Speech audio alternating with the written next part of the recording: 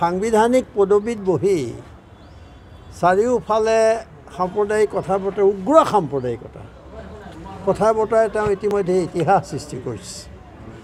মই মাত্ৰ এইটো কথালৈ আহিছিলোঁ আজি ইয়াত যে অলপতে তেওঁ তাৰ আগতে মই এইটো কৈ ল'ব খুজিছোঁ, আপোনালোকে জানে যে সুপ্ৰিম কোৰ্ট উচ্চতম ন্যায়ালয়ে হেড স্পীচৰ বিৰুদ্ধে বৰ কঠোৰ স্থিতি গ্ৰহণ কৰিছে আৰু তেওঁলোকে পুলিচক এই মৰ্মে নিৰ্দেশ দিছে যে এনেধৰণৰ গোচৰ আহিলে বা অভিযোগ আহিলে লগে লগে তাক ৰেজিষ্টাৰ কৰিব লাগে, পঞ্জীয়ন কৰিব লাগে আৰু অনুসন্ধান কৰিব লাগে।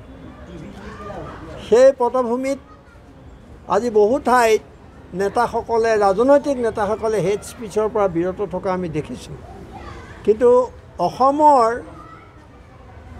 হিমন্ত বিশ্ব শৰ্মাই এইবোৰ একো তেওঁ পৰোৱা নকৰে, এইটো এটা ধাৰণা দিছে তেওঁ।